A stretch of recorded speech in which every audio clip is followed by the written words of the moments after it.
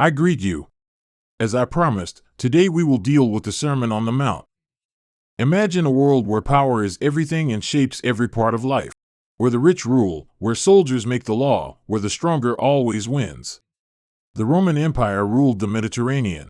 The emperor claimed divine authority and society functioned according to a strict hierarchy. This is what the world looked like 2,000 years ago. And in this world, a Galilean teacher suddenly sat down on a hill and spoke 8 sentences. 8 short sentences. Sentences that completely turned everything people thought about happiness on its head. These sentences are the Beatitudes, proclaimed in the Sermon on the Mount, and they have caused a stir ever since. Because Jesus does not say, "Blessed are the rich. Blessed are the successful. Blessed are the powerful." But something completely different. A hill, the area around the Sea of Galilee. Simple people gather, fishermen, farmers, widows, the sick, curious listeners. Many of them are poor. Many of them are vulnerable. They do not belong to the powerful of this world. And then Jesus speaks. He doesn't talk loud. He doesn't shout. He simply teaches. He simply teaches. And his first sentence is, "Blessed are the poor in spirit, for theirs is the kingdom of heaven." This sentence may seem strange at first. In today's world, the word poor has a negative meaning. It means lack. But in Jesus' time, poor in spirit meant someone who knows they are not enough on their own. A person who knows that he needs help. In ancient times, people often trusted in their rank or their power, but Jesus says whoever recognizes their own limits comes closer to the truth. That is not a weakness. That is humility.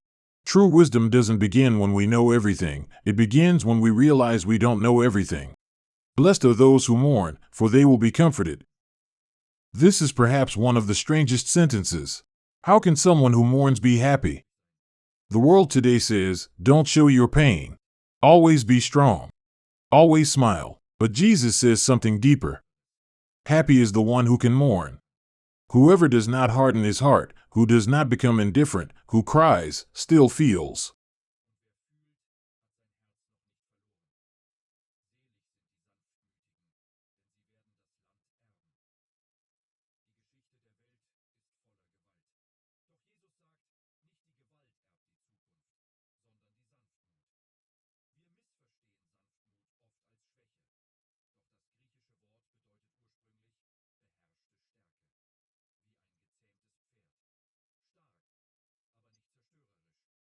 A meek person can control himself.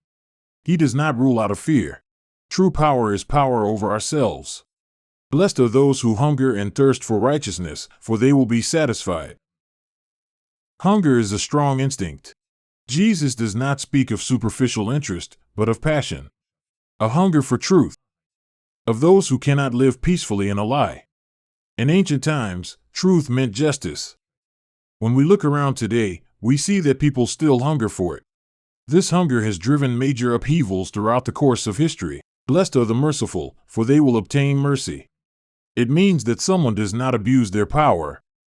In ancient times, revenge was natural, the principle of an eye for an eye. But Jesus teaches a different logic, that of mercy. It is mercy that can break the cycle of violence. Blessed are the pure in heart, for they will see God. A pure heart means sincere, not duplicitous. Where thought, word, and deed are in harmony. Such a person is able to recognize the truth. Blessed are the peacemakers, for they will be called children of God. Important word, peacemakers. Those who make peace. Peace is work. True peace takes real courage. It means building bridges instead of walls in the midst of conflict. Blessed are those persecuted for truth's sake. This last sentence is the most realistic. Jesus does not promise an easy life. The truth is often uncomfortable, and those who speak it are not always popular. The Beatitudes are not a recipe for a comfortable life. They are a path to a different kind of happiness. What does that mean today? True happiness comes not from power, but from character. The world often says, "Be strong." Jesus says, "Be merciful." The world says, "Overcome." Jesus says, "Make peace."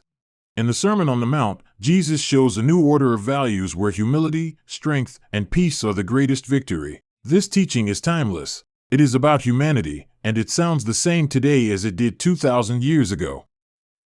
In the next part, we'll continue with the Sermon on the Mount. If you are interested, subscribe to the channel. Follow me.